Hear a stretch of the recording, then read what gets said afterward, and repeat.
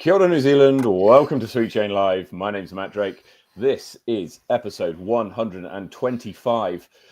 Good evening to everybody, and good evening to both of my co-hosts. I have two tonight. I've been blessed. Kia ora, Matt. Good evening, Morgan. Good evening, Brady. Hey, Brady. Hey, Matt. How you doing? Good, gentlemen. Good to be back. Thanks for holding down the fort, Morgan. Thanks for joining us in a little bit more of a permanent situation. How's the South Island going? South Island's good, man. It's been a funny old week, but I tell you what, getting ready to head down to Sub-Zero at 6 a.m. tomorrow morning. I'm hyped and we're ready to go. You've got a big tournament this weekend. We're going to be covering a little bit more about that in a little bit later on in the show. Brady, you're back from your trip around the world. You're back on New Zealand soil and time zone. How's that been treating you? Good. I was welcomed to a nice wintry Wellington weekend when I first got here. All rain. Looks like sunshine this weekend, so hoping to get back out on the course and familiarize myself with those Helix baskets again. It's been a bit of time. Been a little over 6 weeks, I think, since I've putted on a Helix. So yeah, I'm going to see if they catch the same as they used to. How was the change for you going out to baskets out there in the States coming from Helix? Different. So I have to say I'm a huge fan of the Discraft Chainstar Pros. I was putting on at where was it? AmChamps Toboggan. So D-Globe up in Michigan. But we got like Mach 7s, I think, when we were at Northwood Black. Where Ledgestone's held in Chicago for Worlds. Like Worlds, I was putting on like two different baskets, and like one basket's caught pretty well, other baskets did not catch. Those Mark 7s look like they almost have a heavier gauge chain. Just from looking at them, that's what it looks like from the outside. Well, the Helix catch really well on the center, so you need to put high and hard in like dead center on a Helix for it to catch. And the Chainstar Pros catch a little bit better on the edges, kind of like your old school Mach X. Or like your think Queenstown basket or like Hardcore Park basket for our viewers out there. Sure. The Mach 7s kind of catch more like the traditional wine glass. So think more like Tauranga or Hikoikoi, maybe Tucker's Beach, like where they're a little bit thinner, the gauge isn't as heavy. So yeah, on the edges, it doesn't catch. You'll just kind of like clip and swing by rather than, like kind of catch and drop in. But yeah, it's definitely something to get used to and to think about, a couple more nubs, like a bogey band that's a little bit bigger. So yeah, getting used to that as you kind of travel and play different courses. Well, you're back now. Back to the famous, the fantastic, the Helix, the RPM special. We love it. We wouldn't go without it. Well, I think I've just gone purple. We're going to roll. Purple? Yeah, we are. We're going to roll Morgan off to the juicer. I'm going to leave it. And Mr. Blueberry. Come back in a bit. I'll be back. I'll come back pink, maybe. Nice. Right, we'll see you shortly. Excellent. Okay, so the plan for tonight's show is we've got lots to go through. Unfortunately, we don't have any hot scores for you this week. With three of us doing the show, we've got to think about how we're going to do hot scores because there's not three islands. There's more than three islands part of New Zealand, but there's not three islands that we can make a set of courses for. Also, I was thinking about this. It's probably a good idea to revisit the courses that we do as part of our hot scores as well. And I think that might be quite a prudent thing to do. We did a show a few weeks ago where we talked about the amount of play on different courses, and that's something that we'll take into account when choosing those the ones to mention to you tonight. Morgan, you're back. It's good. I am back. Yeah, sorry about that, team. Also, Brady, your trip away, and many others. We saw Levi competing most recently. Levi and Ethan in the Kansas City Wide Open weekend just gone. And there was quite a few Kiwis from all over the country who went across to World Championships. There might be people out there, and I got at least one message this week saying, "So if I want to qualify for Worlds, how do I do it?" And I thought, well, it might be a good idea to go through it with everybody and to kind of say, look, this is the thing. Now, this is purely from a getting your invitation and having the PDGA say, yeah, okay, come along. This isn't a case of going, how do I get the money together to buy the plane ticket, or where do I stay, or how do I find my way around, all of that kind of stuff. We're not a logistics exercise. It's more about how do you qualify as part of playing the sport, because there'll be plenty of people out there who saw Sarah Wadsworth win, who saw Levi competing, who saw yourself, Brady, who saw Jay playing, who saw Amy playing, who saw Sebastian playing. Have I forgotten anyone? Eilish, Ryan, who saw all of you guys playing and thought, oh, I'd really love to give that a go. Maybe next year is the time that I can do it. All right. And maybe it was people are thinking, oh, it's not something that's that easy to do. And yet, actually, I think that having read through most of the qualification criteria, unless you're looking to compete and qualify for Pro Worlds, actually, it's a little bit easier than you might think. So we're going to cover that off a little in a bit. We're also going to be previewing Sub-Zero. Morgan, we're going to be coming to you and going through your tournament prep that you've been doing. Still doing. Quite a bit to it after this. You've got a busy day tomorrow and tomorrow night, Saturday morning, I would have thought. Yeah, definitely. Tomorrow morning especially. But yeah, we'll get to that when we get to it. Excellent. But first up, I'd like to cover the Bramford Bash, which took place in Nelson this weekend, just gone. So let's just get the results up on screen. Tournament director Anthony Rogers takes out his own tournament over Patrick Ludlow in a playoff at 22 under par. Patrick shooting the hot round for the weekend, a 984 rated 42 in a somewhat reduced field, but a strong MA1 and MA3 division, which is fantastic to see. Carl Crittenden taking out the honours over Daniel Richardson and Vaughan Wiley in MA1. And just interesting to see that skip from MA1 to MA3 again, like similar to last week, I think it was at the event we were looking at. No, MA1 straight to MA2. Yeah, there's quite a lot of crossover. I mean, those two divisions really intertwine with each other, don't they? MA1 and MA3. There's not really a discernible gap there. So no. So yeah, but it was a fundraiser tournament, one day down in Bramford. So congratulations to Anthony Rogers. Good to see him back playing well and on top of things. And yeah, so a nice little intro into this weekend coming, which is Sub-Zero. Let's actually come here first. We'll come back for your tips, gents, on Sub-Zero at the end of tonight's show. But let's first up go to Sub-Zero. And Morgan, you've been preparing quite hard this week. All this week you were talking to me about how you've been under the pump and getting stuff ready for the tournament. I think what's been taking your time? I mean honestly it is a big feat to get a tournament ready.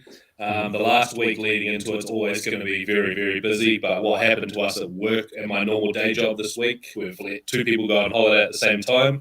And then our lovely new staff member, Christy, has broken her foot up the mountain snowboarding. Oh, no. So we're down to 2 staff taking on 5 people's roles. So it's just been a crunching week. And every time I try to go to bed, I'm on call during the week and I keep getting phone calls. So it's just been long days and nights for the last week and a half, really. So what have you got left to do then? Oh man, just get the course in the ground, really. Obviously, we roll around with 18 baskets in the trailer. Excuse me, boys. We roll around with 18 baskets in a trailer and all the gear set up, ready to go in the back of the van, or at least it is now, as of today. So we'll pull up there, hopefully about 8 o'clock tomorrow morning, start hooking in, getting all the baskets and T-pads and everything set up. We'll aim to do that first with all the T-signs at the same time, and then after that we'll do another lap and get all the OB sort of sorted. We just want to make the course playable for everyone by 12 o'clock at the latest. Mm-hmm. And then, we'll do all the little touch-up pieces throughout the afternoon as the day goes on. Okay, excellent. I have a question. Yeah, sure. Well, like you've run a lot of your you're like one dayers and, like Sub-Zero, you're returning to Omarama. Like when you're revisiting a site, is there a lot that like you change each year? Does the setup get any easier? Like what's it like returning to a property that you've already been to before? Yeah, I mean it's slightly different for every event that we sort of run because we have made changes at pretty much all of the rest. Last year was the first year for Sub-Zero, and I have not stepped foot on that course again since then. So being 2.5 hours away from home, we just haven't had the opportunity to get up there and change things up. On the other side of that coin, though, I've had so much good feedback about the course from last year, and they're like, don't change it. Even the holes, there's a couple of holes, one hole in particular, we've got almost a triangle island hole that people hate, but they love to hate it, and they want revenge on it because it chewed them up 3 times last year. They're like, I will get it this year. I get a bunch of DMs going, is that hole still there? I'm like, yeah, sorry, it is. They're like, no, I want to get it. Good.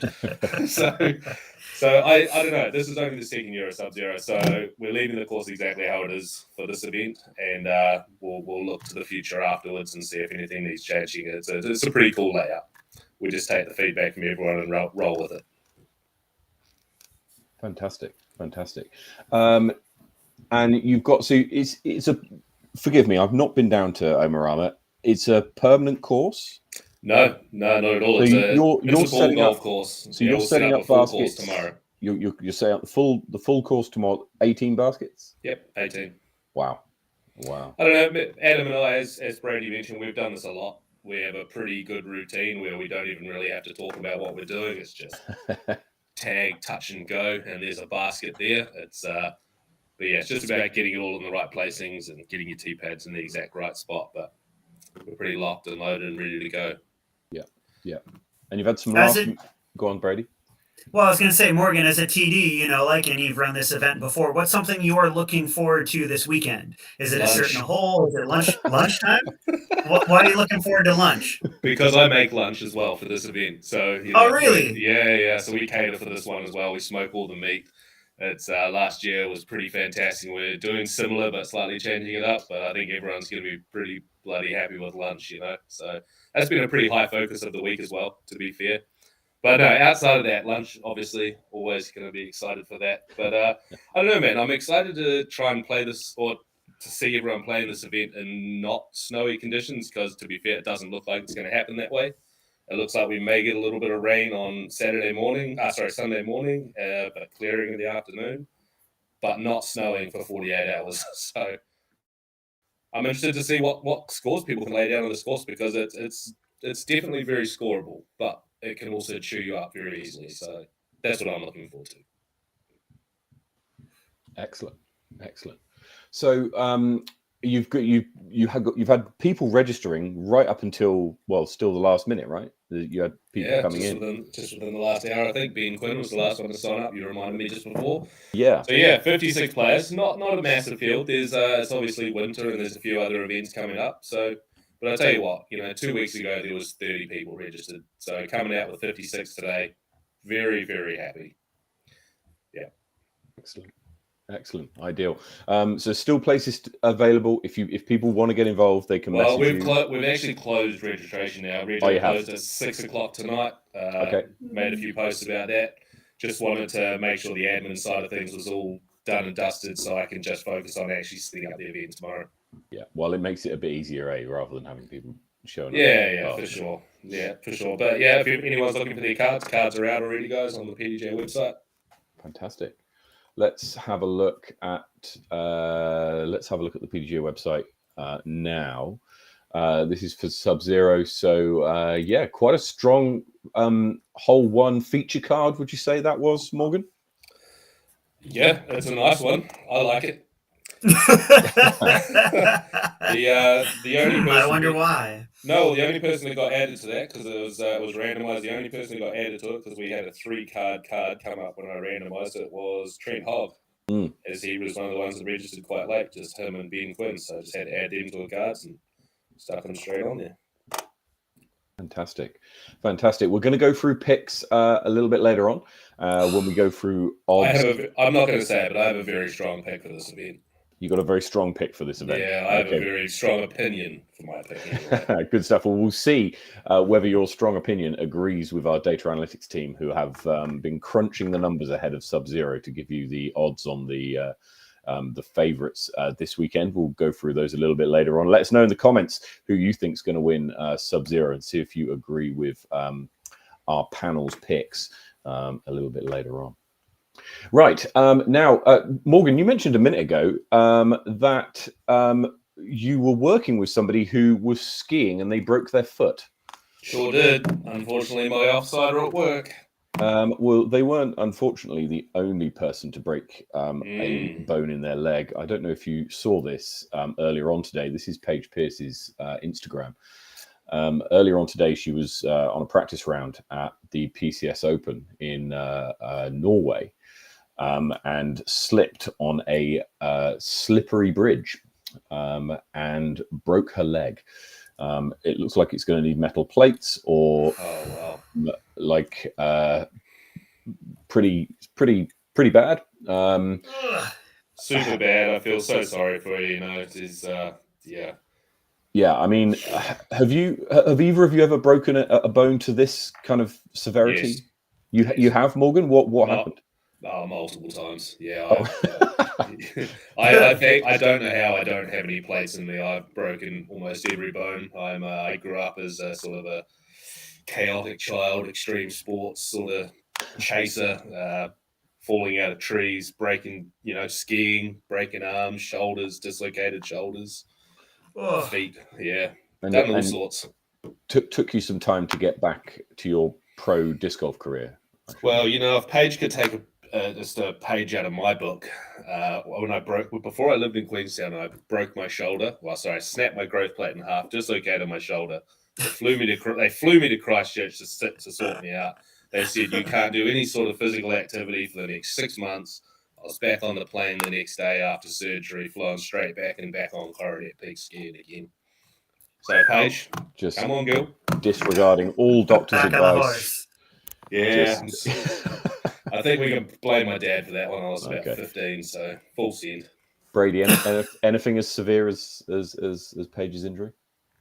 No, I've had lots of stitches and lacerations, I guess you call them. So I've cut myself a few times and dislocated a pinky when I was a kid, but never broken a bone. So yeah, no plates, no screws or anything like that. But yeah, I definitely understand having a back injury and understanding how long that takes. I wish her a speedy and full recovery. It stinks. She's a defending European Open champion, so I know that she was greatly looking forward to competing in Europe again. Her and her wife Alyssa have been traveling around. If you follow their Instagram at all, which I do, and I know Matt, you do, it looks like they've been having a grand old time. So the idea that they've taken all this adventures, gone swimming, gone hiking, and in a practice round on a bridge on the course is how she hurts herself. And so it's just must be super frustrating for her. I can only imagine too, being overseas in a country where I doubt she speaks a lot of the language. So to have to go through the medical system over there,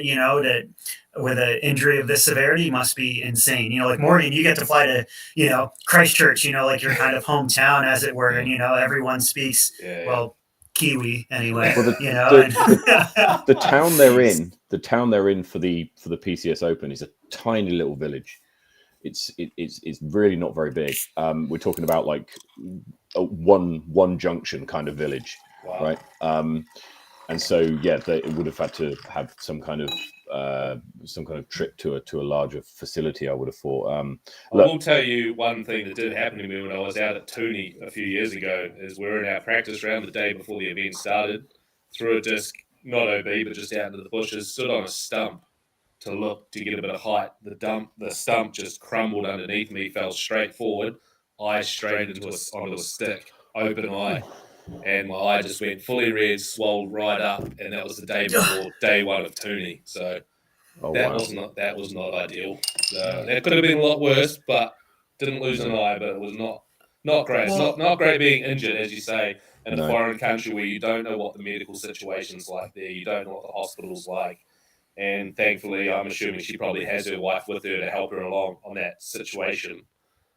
Yeah, and I'm sure she's getting the best of care. But Paige, very best of luck with the recovery. Wish you all the best. Hope that you recover quickly. We want to see you back out on the course as soon as. Let us know of what injuries you've had whilst playing disc golf. We had last time we had Jackson on. He talked about the time he slipped and put a root through his knee, which sounded like, just the description made me wince when he was talking about it. And he's come back strong, so it's certainly recoverable. And yeah, we can't wait to see Paige back out on the course. One thing that Paige has done is won 5 world championships. Now, you might be sat there thinking, well, I can do that. Look at all these Kiwis who have gone to the US recently and have qualified for worlds and played in world championships. Maybe I can do that. And the fact is, you can. You can, right? So the PDGA set out qualification criteria for the World Championships, and we're going to go through some of those now. So currently, within 2020 for the 2023 event, where should we? This is for AM Worlds. So here we go. This is the qualification criteria here for AM Worlds. You've got to be a current. This is for this year's tournament, right? It may change for the following year, but this was for this year what was required. You need to be a current PDGA member. You needed to have completed 3 PDGA sanctioned events, which many people have, certainly if they're looking to go and play overseas. You need to have at least 1 rated round. So, I mean, those two sound like they're kind of the same thing. Plus, you've got to achieve one of the following things. If you're international, and this is the thing, right? If you're playing in the States, you've got to either play a lot of tournaments, right? This 2,000 plus points here that you see, that's a lot of points. Just to put that into context, a year or two ago when last year on tour, Levi amassed about 1,500 points. So that was playing at the top of New Zealand disc golf at regular events and getting 3/4 of the way there. Obviously, in the States, the events are slightly different because you have the opportunity to play perhaps more A and B tiers, which hold more points values that you can grab. And obviously, the more people playing, the more points are available as well. But for international players, you need to be in the 19 to 39 age bracket in 2023. What this means is that if I wanted to go and play in AM Worlds, I need to qualify by amassing 2,000 plus points or being 960 plus rated. Okay. If you're of Masters age. If you're not of Masters age and you're in that 19 to 39 age bracket, then you can go and play AM Worlds if you meet the criteria that's at the top. If you're an international member, obviously anybody watching this in the States, you have different qualification criteria, but for international members, that's the eligibility. When it comes to Masters, it's pretty similar. So the World Masters is on right now. It's being played. Brady, remind me where they're playing. Flagstaff, Arizona. That's right. So it's being played right now. I saw actually an interesting thing. The the feature card for the what was it? The MP70 division. The combined PDGA numbers of the MP70 division feature card was 903. It was something like that, and it was funny because 3 of the guys all had PDGA numbers under 100, and there was one guy who had a PDGA number of like 1,500 or something. He would have got some shit, I'm sure, for ruining the star frame. Indeed. But yeah, so AM Masters is fairly similar. You need to be a current 2022 amateur class PDGA player. So here's the thing, right? If you're not amateur and you've taken cash in an event, or you've designated yourself as a professional player on PDGA, irrespective of whether you've taken cash in an event, then you won't be eligible for for AM Masters or for regular AM Worlds. You need to turn 40 plus on a birthday in 2023. So yeah, that'll be that includes the age of 40, by the way, which for those people of a similar age to me, and you need to have completed 3 events. Yeah. So if anybody's looking to play in the following years, it's possible to do. Brady, when you were looking to play in this year's event, was qualification something which you kind of considered to be a hurdle, or did you think that actually this is fine? I'm gonna have a place. I just need to sort my logistics out. I guess it's one of those. I've always chased ratings for me. And so like understanding that like ratings are a little bit more important when it comes to me competing in overseas tournaments. So the great example is the difference between, say, qualifying for the U.S. Like National Amateur Championship, the one I played in Michigan. Like I'm kind of shooting for that 970 rating, because typically it's 970 and above that you get the invite to play at AM Champs. So the idea of, like those, Jay was the highest rated at 993. Like I think the lowest rated in that tournament was somewhere around like 950, 940. As compared to Worlds, like in the MA1 division, there were people from, like Jay at 993 down into like the 800s. And so the idea of, there was an A pool and a B pool at Worlds. So Worlds, I guess I wasn't so worried about it. And the idea of, you talked about points being a requirement, especially in the amateur divisions, like I was just kind of like looking at the stats and like what you get. So the idea of, like I competed fairly well in New Zealand, in MA1 at nationals and Topor, like, and those combined to around like 500 to 600 points. So the idea of, even playing well there, I'm getting a good kind of like third of the points that I need. But that's in an A tier, right? Yeah. Oh yeah. As compared to like the C tier that I played at Egg Monster when I finished third, I took 25 points. Yeah. So the idea of, like that's a 10 times difference as compared to competing in Worlds alone. Even though I competed absolutely terribly, I still got 1,900 points for next year. So the idea of the bigger the tournament, the more points you get, or like, the higher the tier, the more points you get. I think that's the key thing, isn't it? It's the higher the tier. And we've spoken in the past about why should events hold, what's the point in New Zealand of holding an A tier, right? All you do, arguably, is burden yourself with a higher pro purse requirement. And there are other restrictions that where the benefits don't necessarily add up. I suppose if you're in an environment in the States where you're competing for people's business more so than in New Zealand, then having the ability to hold an A tier means that people can grab their points that they need for qualifications for events at your event over an event that might otherwise have gone to that might be of a lower tier. Yeah, but I would say the big thing, because I was looking too, because, like, as I was doing a little research for the show, like I knew like the requirements that you just brought up for AMs. I was more interested in Worlds. So, like with me having competed in AM Worlds, I know that there is like Jackson and Simon and Kyle and Haley, some of the, like top tier New Zealand players go play in pro. And so, like, what are the requirements there? And again, like, it comes down to rating. So, in order to be in Tier 1 invitation for Worlds... Should we have a look? Yeah, go ahead. Bring it up. Put it up on the screen. Because have you looked at this at all, Morgan? No, I haven't. Excuse me. Not for pro. And to be honest, I don't think I've ever looked at it for AM either. I feel like for the last 5 years, I've just had that invitation arrive in my email. Yeah, it's like, look, you're an international player, you have ratings, you've earned some points, like here's your invitation, and then you have to do your own research into like when you can register. But it gets harder, like the less points and the lower your rating, the harder it is to register. Yeah, the lower register and the longer you kind of have to wait to see if there's a spot. And I know that like Amy and Eilish this year, here's a kind of like little insider tip.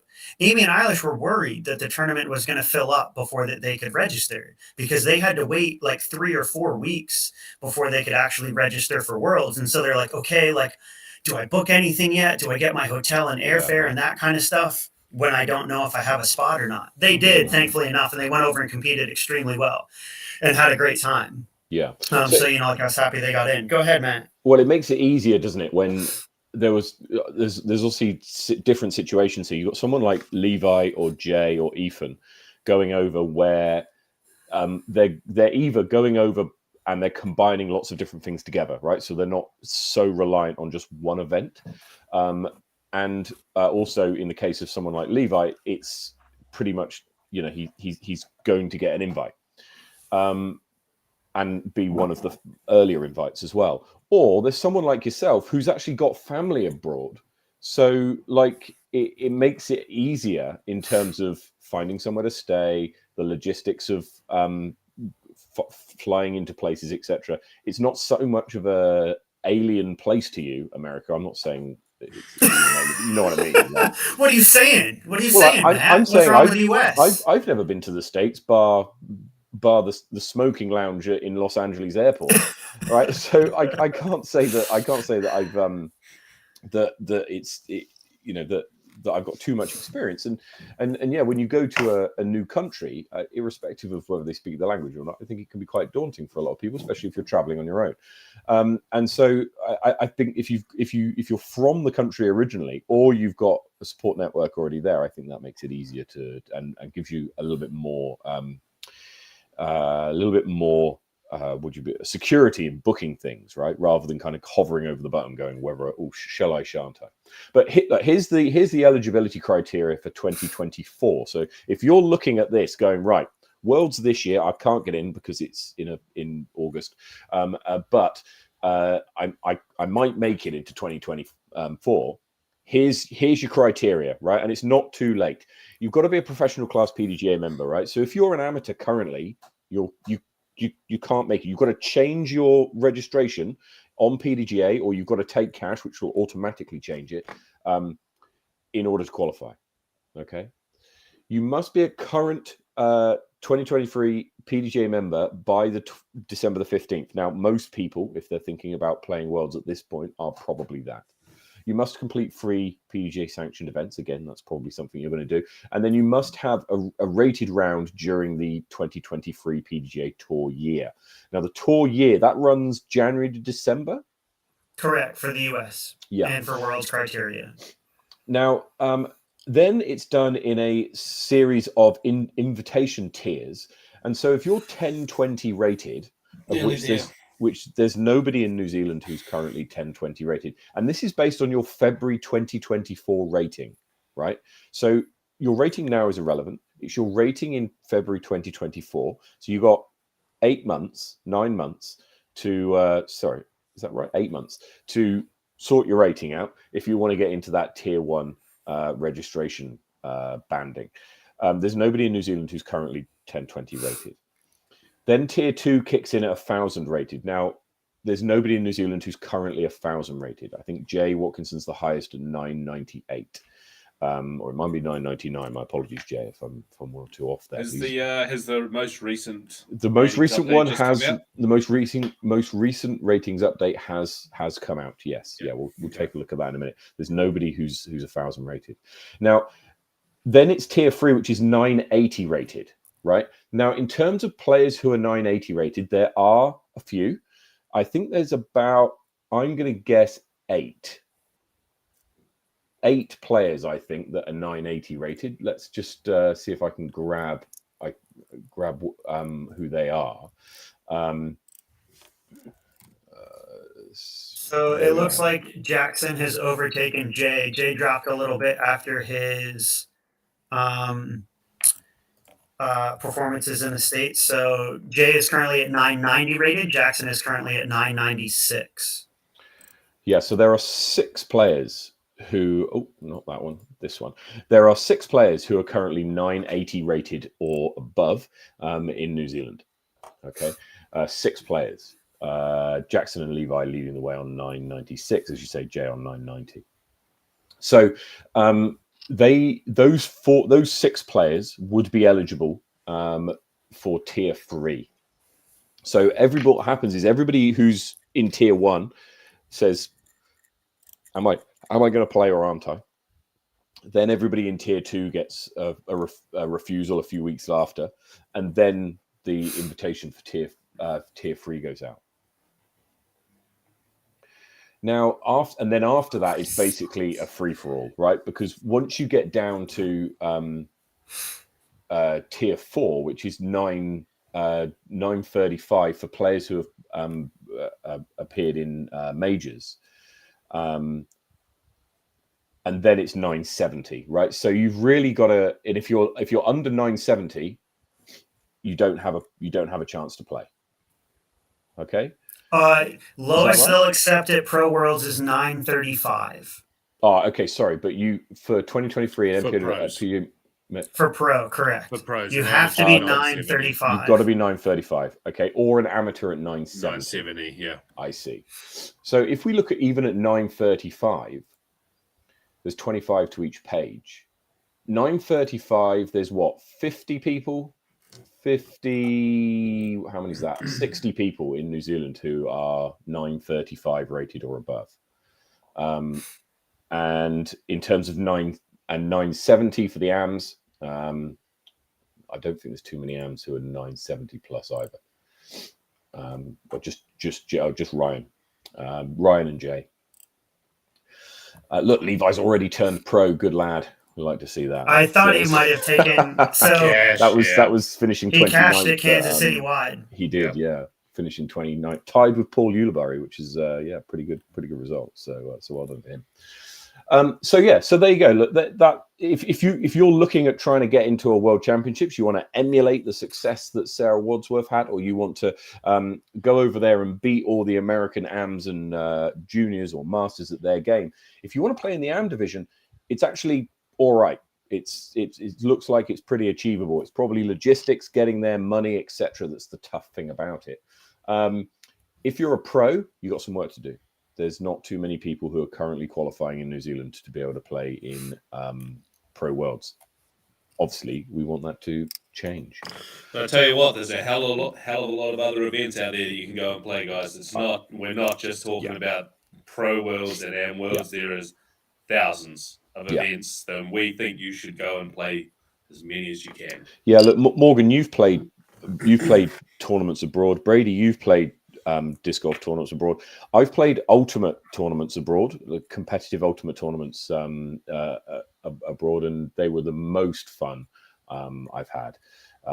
It doesn't really get any more fun than there's, meeting up with people that do the same thing you do here in New Zealand in a completely different continent and have the exact same mindset and wavelengths going on, and you just fall straight into a conversation and a good time with anybody that's playing disc golf. So, get out there and get involved. Definitely. Well, I was going to say, can I give a shout out, actually? So as much as like Worlds is going on and the European Tour is going on, Russell King actually won his division in London, in the UK. No, Royal Leamington Spa. Leamington Spa. Okay. My apologies. Yeah. Quarry Park. Morgan, that's your part. That used to be near you, isn't it? Nottinghamshire. That's that kind of the area of the world. That is my favorite course to play anywhere in the world. Not the best course I've played, my favorite course to play. So having Russ go out there, he won MA40. Fantastic. The best division. Dom came second in MP50. He was leading the tournament through the first two rounds and then he got a shoulder injury. He didn't think he was going to play the last day. I gave him the the motivational speech, and he managed to come through, play round 3 or round 4, whatever the last final round was. Yeah. Still injured, but managed to soldier on through. Got down to the very last hole. He's going up against Hall of Famer Derek Robbins, the owner of the course, who's chasing him down in second place. 1 stroke separation. Off the tee on the 18th, I believe, Dom threw into the abyss. We'll say the abyss.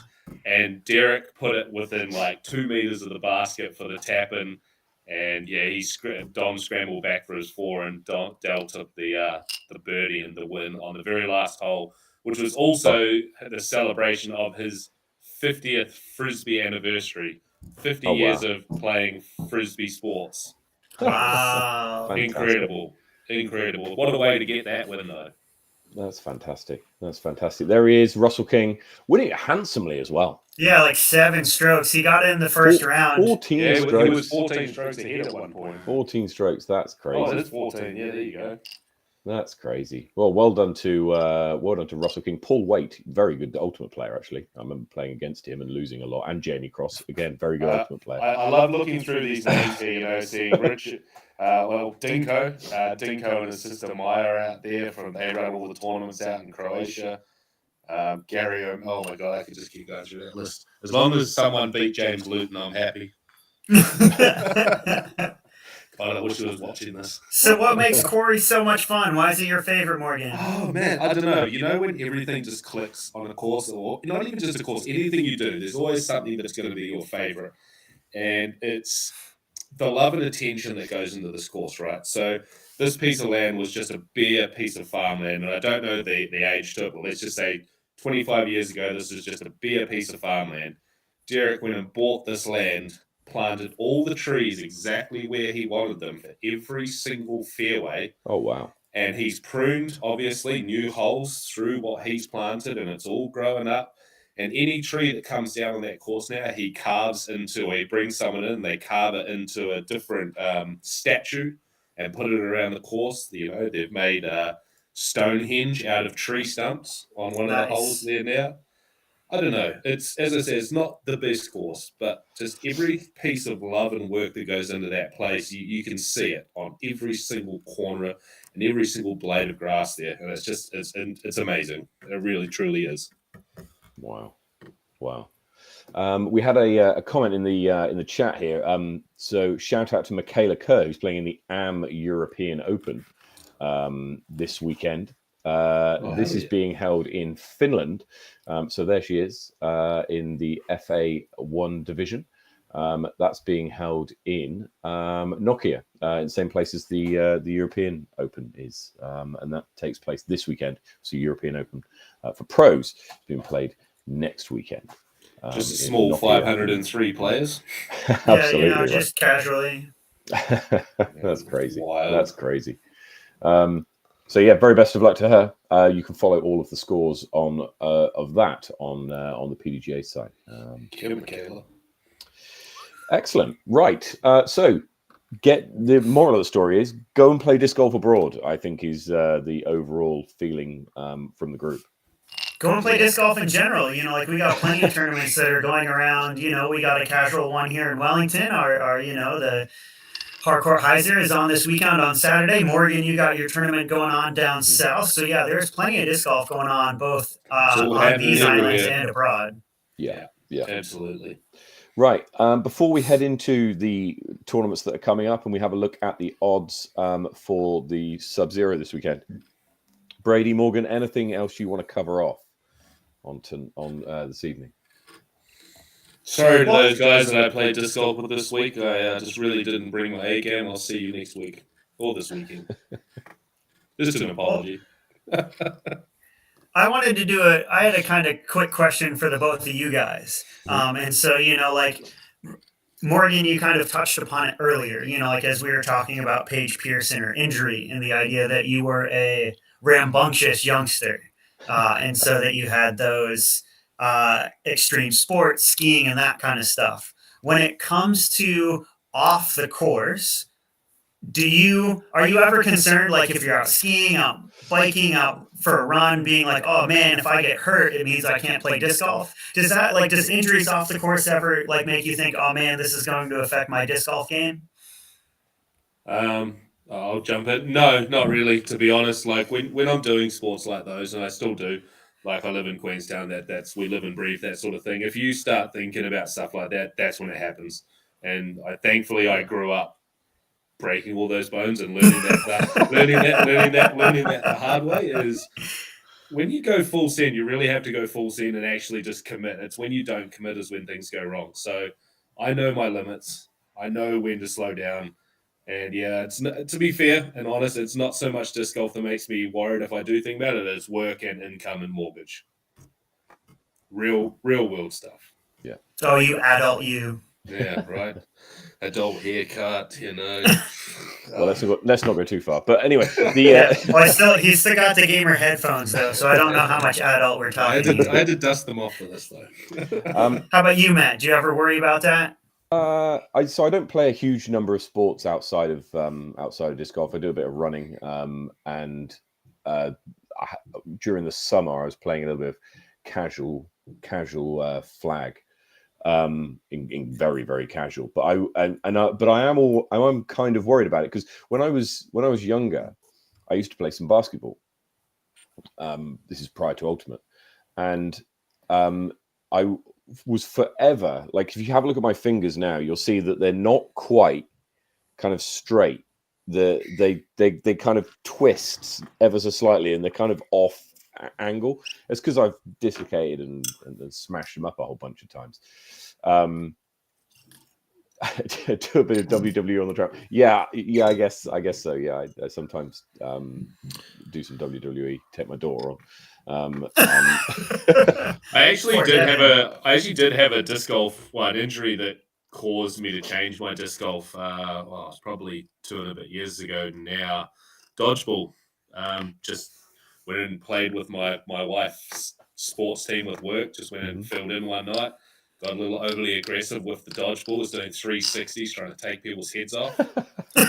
Next thing you know, I can't backhand for over a year nearly. So wow. I actually developed a forehand because of it, but it took a long time. Well, I guess it was more than 2, probably 3 years ago now. But it took a long time to recover from that. I tore my rotator cuff in my shoulder here. So for some people, injuries can be a blessing in disguise. I know of at least 2 people who have developed the ability to throw with their other hand because of injuries they've had to their main throwing arm. Phil Botter is perhaps the most well-known example. Yeah. He's got an absolutely bombing lefty backhand. It's incredible, and it's not his native arm, if you know what I mean. You know, when you first start playing, and yet it's huge. And Deb Mills in Wellington, she's the same. She couldn't throw with her left arm for some time because she was a lefty. She couldn't throw with her left arm due to injury, surgery, whatever. And so learnt to play more with her right arm. So it can be in some ways a blessing in disguise. I think if there's a leg, it's fairly tricky. You don't have anything else to stand on, but if you've Well, one of the guys I was playing with at Worlds actually had torn his ACL, and so he played all of Worlds with a knee brace. And so the idea of he could only throw standing backhands, but he had a killer forehand because he had to develop it. So he had a lot of right to left moving shots with a forehand just because he had to develop it because he couldn't throw backhand anymore. And it was the one backhand hole that bit him, he had an absolutely incredible round. And then, it was the one backhand hole for a right-hand backhand player that, he took an extremely large number on, unfortunately, that kind of ruined his round. He went from 10th to 60th or something like that with one hole. That's how, 1, tight the competition is. Yeah. But then 2, also, of having developed other skills based on injuries and that kind of stuff. Yeah. Mungo Jerry says, I have a full workout routine based around keeping my body strong to throw discs. Injuries suck. Yeah, absolutely. Maybe we'll look to get someone on the show who can talk to us a little bit more about disc golf injuries and perhaps some exercises that people can do. And maybe even, we'll have you can practice along at home during the show. We need to get the disc golf strong guy on here. Yeah, right? Can't remember his name. But the disc golf strong guy. Get him on here. He can give us some tips and then we can get into it. We'll see what we can do, and we can have a New Zealand wide group stretch session during Sweet Chain Live, and that'll be very therapeutic, I'm sure. Excellent. Right, let's have a look at the events that are coming up this week. It's like a result. Sub-Zero already happened. Oh man, that was crazy. We'll get to the blinked and it was over. Everyone's being very coy in the chat tonight. They're not being very chatty. Tell us your tips. Who do you think is going to be taking out Sub-Zero this weekend? We'd love to know. That's the next tournament on the NZDG schedule. It's coming up this weekend. The following weekend is the Captain Knees Up in Waikanae. I'm going to be playing in that. Brady, are you coming along? Yeah, I should be up there. I was trying to make it through Worlds and that kind of stuff. I was planning to register this weekend. I know there are a few spots left. One day on a Sunday. Next weekend, isn't it? It's next weekend. It should be good fun. Captain Knees, it's very... It's very rugged, the course there. So if you haven't played it, you're in for a treat. Bring some spare discs and a spotter, is what I would say. I was saying gumboots if it's going to rain. Oh, totally, because it will be Boggy ass. wet in places. It's Icebreaker the same weekend if you're in Dunedin, and then it's the New Zealand Under-15 Juniors, National Under-15 Juniors in Christchurch. Same weekend as the Tucker Beach Rush. Charteris Bay Charge is on the 6th of August, and the Ascot Parfection. This has been moved back a week to account for the charge to the 13th of August. Tauranga Extreme comes up at the end of September. The Christchurch Fling is now no longer going ahead, if I've got that right. I need to write cancelled in there, I think. Yeah, and I'm pretty sure the charge is already sold out. It sold out in like 3 hours or something. Oh wow! They had a few spots left yesterday or the day before. Oh, did he? Okay. It might be nearly sold out. Yeah, I was talking to Dave just in the last couple of days. So we might be down to the waiting list on that already. Then we've got the Topor Thermal Throwdown. I'm actually hoping to get to that one. Registration opens in a couple of weeks' time. Moonbase in Twizel, Bros for Change, Charity Classic, Wahitapu, Egg Monster, Roxburgh, Southern Smash, and Nationals round out the rest of the upcoming events. Now let's take a look at the odds for this weekend. I was going to say, you're missing the Rappa Rumble. Isn't that coming up in October? Speaking of like local tournaments? It is actually. Let's just go back a second. So the Rappa Rumble is the same weekend as Topor on the 21st, 22nd of October. So if you're from Wellington or that kind of region, you might be wanting to make a decision over which one you go to. I was thinking I think I'm on edging the fence, on. Which one? I think I'm on the fence, but I'm looking at Topor because I haven't played Topor yet, and I've been meaning to play it. So it would be nice to go up and play that one. Whereas Henley Lake, it's a lovely course in a great area, and a great guys up there. But Topor would be a new course for me. So I don't know. We'll make that decision later. Anyway, looking at the odds for this weekend coming up in MPO. The favourite for this weekend is Sebastian Faulkner at odds of 3.5. Ben Wheellake is second favourite at 5.4, followed by Willie Taratner, Stephen Reed 10s, Isaac at 11s, Matt Pritchard at 12, Ben Schicker at 14, Phil at 15, Jay at 16, Morgan 21 to 7 to 1. I like that. You like those odds? 21 to 1. If you want to get on that, and then Trent Hogg at 26, Tom Strawbridge at 34, and Riley Bruce at 34. So, gents, who's taking out MPO for you? Sebastian. Sebastian, you sound pretty sure about that. I think they've got the top two bang on. I think Ben Wheellake's going to put up a really good fight. But for me, knowing what people are like when they come back from international tournaments, and from what I've been like when I've come back from international tournaments, you come back to, it doesn't have to be a course that you're super familiar with, but just back on home turf, as you might say, and things happen. Things click, that uncomfortableness of being overseas, but that confidence still there. Something really happens, and I think Sebastian's going to take this by at least 3. Wow. Okay. At least. Brady, any advances? I don't know, man. I was feeling for Sebastian overseas, but I do like your, coming back to home turf. Maybe I'm going to go Ben. Ben hasn't played in quite some time, so like that kind of something to prove the idea. I know that he switched his bag out after the Discmania 1-4 thing, so he's now mostly MVP. So he's kind of got a statement to make. So I think let's have a showdown between Ben and Sebastian and see who comes out on top. But then also I want to say it teammates of mine, but people like Ben Schicker. Ben Schicker's really good on this sort of course, man. He's going to come out, and I think he's got something to prove here as well. And I think he'll be up in that top 3 or 4 range. Yeah, he was my dark horse for the week. I know that he's been putting in the time, so his distance and accuracy has gotten a lot better over time. So if his putter's with him, you could easily see him in that top 3 or 4.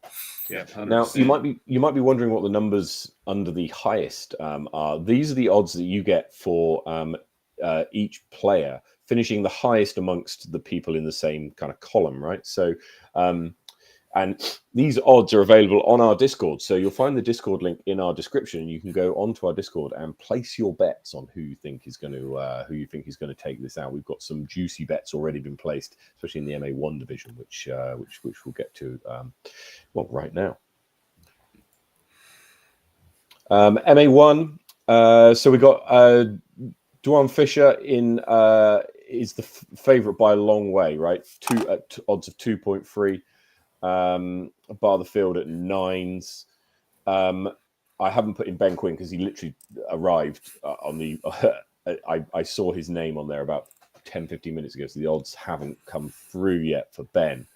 But Bray Marsden, second favourite at 9s. Jamie Hunter at 12. Sam Lycan stepping up to MA1 at 13. Sam Hitchcock at 13s as well. Someone please screen grab that photo of Bray Marsden right now. Screen grab that in the chat. Wait, actually, do you know where I got that? That's if you go onto his PDGA page, that's the photo that you will find on his PDGA page. So as far as the disc golf international world is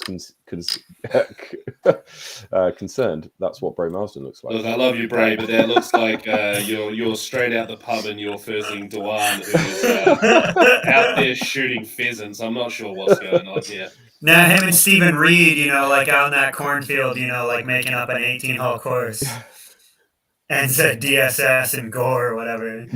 Oh God. So, gents, can we look past Dwayne? Is he going to take it out? Is Duan going to take it out this weekend? Nah, Ben Quinn. You reckon Ben Quinn's going to come in? I got to put it on Ben. Sorry. Okay. Dwayne's gonna put up a good fight. And to be fair, I would love for Dwayne to win. I know that he, I think it was South Island Champs earlier this year that he was out by quite a few. So yeah, we'll see if he can kind of work well under pressure if he's being chased down or having to chase down Ben out the front. He is the odds-on favourite for this weekend, and we'll see in a minute. We'll see in a minute why he's currently ranked 25th in the country against a lot of players who the rest of that list who aren't.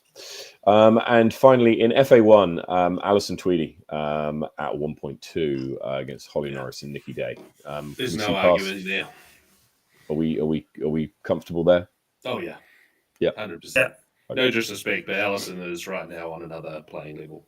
She's on another field. Yeah, fantastic. And quickly to the power rankings, there's no change from the Bramford Bash other than Anthony Rogers steps up 5 places to 20th to sneak onto the leaderboard dun, dun, dun. For this update. Remember, of course, that the rankings events that we look at here are only New Zealand-based PDGA sanctioned events. So, for example, the events that Brady played and Levi played and Ethan played, etc., won't count as part of these power rankings. These will be updated again after Sub-Zero, and as you can see, we've got 10th ranked Sebastian Faulkner and the 16th ranked Ben Woolake going head to head this weekend. Alison Tweedy ranked 15th in the ladies division. Hey, I'm just looking at her name right now. I just want to give a shout out to Victoria Speller and also Mikey Yu, because Mikey put me onto this, but Victoria's moving into my house in a few weeks. She's coming to the deep south. Oh, really? Bringing the north down here, boys. That's Dude, you better watch out, man. She is super consistent. Yeah. Good. I need someone like that to just keep me going. So if you're watching Victoria, those 18 baskets are sitting in a trailer. We're going to have an 18-hole course around the house. Oh, buddy. Wait, do you have a guest room? I mean, I think I need a weekend away. You come on down, man, anytime. She's taking the unit, then I've got another spare room in the house. Let's go. Fantastic. Look, so there's plenty of disc golf coming up this weekend to be played, and there's plenty if you're not playing any disc golf to watch. The PCS Open. The PCS Open, starts right now. There's FPO coverage live on the Disc Golf Network, and I think it might even be on YouTube round 1. Also, if you're on YouTube, go to the PDGA YouTube page, and you can see Levi's round 1 and round 3 from the World Juniors, which made for some very good viewing. I watched it I watched it 2 days ago, actually, or yesterday was the day it came out. And it's, really, really good. Perhaps I'll leave you with this. The most entertaining thing I found, other than the disc golf, of course, was the way that the commentators referred to Ethan. I don't know. Have either of you seen this? No, but I want to know. So on the video, they say, great that Levi's brought his caddy along. And for the whole thing, they refer to Ethan as Levi's caddy. So Levi's caddy. I love it. I mean, obviously, they don't know their brothers. They don't know that Ethan also played whatever. But I just thought that was hilarious that they referred to Ethan as Levi's caddy for several times, and said he was doing a great job. So tip of the cap to Ethan. But also, I feel like someone's changing Ethan's name in the Carbon Disc Golf group chat to Levi's caddy. I think that might. Hey, he's got a stout bib on. So give that a watch if you can't make it out. But wherever you're playing disc golf this weekend, take it easy, play well, get some birdies, and we'll see you next week. And I'll see you in Sub-Zero.